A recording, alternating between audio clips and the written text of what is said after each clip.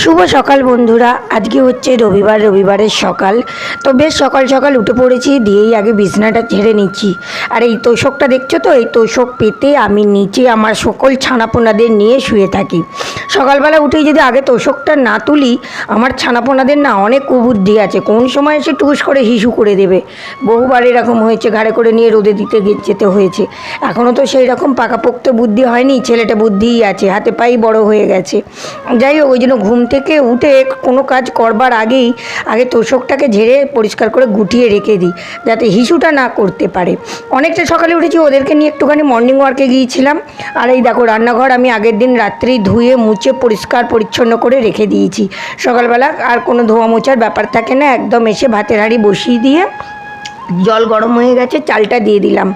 আর না, আমি প্রত্যেকবারই ভাতের হাঁড়ি জলটা ঠিক করতে পারি না, জল বেশি হয়ে যায়। এই এক হাঁড়ি ভাত, এটা আমাদের শুধুমাত্র আমার ছানাপোনা মানে ডগিদের জন্য হচ্ছে। আমি আবার বেলায় 1 ডেচকি ভাত করি, সেটা আমাদের জন্য হয়। প্রত্যেক দিনই আমার দুবার করে কিন্তু ভাত করতে হয়। যাই হোক, আজকে রবিবার হলেও আজকে কিন্তু আমার বাড়িতে চিকেন মটন কিছুই কিন্তু হচ্ছে না, খুব নর্মাল মেনু। যাই হোক, ঠিক করে নিয়ে আমি এবার ভাবছি আনাজটা কেটে নিই। ওই সকাল সকাল উঠলে না তাড়াহুড়ো থাকে না, বেশ ধীরে সুস্থে কাজগুলো কিন্তু করা যায়।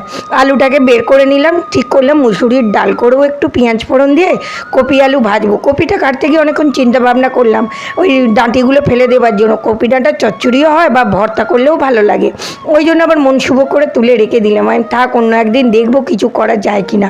আর লাউ বড়ির ঘন্ট করব। যাই হোক, এইটুকু ঠিকঠাক করে নেওয়ার পর আনাজটাকে কেটে নিলাম। এখনও চা খাইনি। এদিকে দেখো, আমার রান্না কিন্তু মোটামুটি হয়ে গেছে। চা করে নিলাম, একটু দুধ চা বসে খেয়ে তারপর এবার ঘরের কাজে হাত দেবো। এই যে আজকে বলুন, আমাদের রবিবার মানেই যে মাংস খেতে হবে তা কিন্তু নয়, সপ্তাহে 1 থেকে 2 দিন আমাদের মাংস হয়েই যায়। এই যে চিকেন এনেছে, চিকেনটা ভালো করে ধুয়ে রেখে দিচ্ছি, আগামীকাল মানে সোমবার দিন করব। রবিবার খাওয়া হয়নি তো কি হয়েছে, আমাদের ওই নেই যে রবিবার মানেই চিকেন খেতে হবে। আগে ছোটোবেলায় আমার বাপির বাড়ি থাকতে ওইটাই ছিল, রবিবার মানেই চিকেন মাংস খাওয়ার দিন।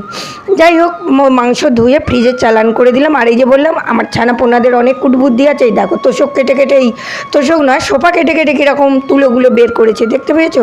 ঝাঁট দেবার সময় বার করছি। ভালো করে ঘর দুয়ারটা ঝাঁট দিয়ে তারপরে মোছামুছি করে নেবো। আজকে কাচাকুচিরও কিছু রাখিনি কো। বললাম না, রোজ কাচাকুচি করি না, মাঝে মধ্যে 2-1 দিনে জমিয়ে তারপর কাচাকুচি করি। ঘর দুয়ারটা ঝাঁট হয়ে গেলে মুছে নিয়ে একবারে স্নানটা সেরে নেবো। সকাল থেকে কাজ করলে দেবো কাজটা সঠিক সময় ঠিক মতনভাবেই গুছিয়ে করা হয়ে যায়।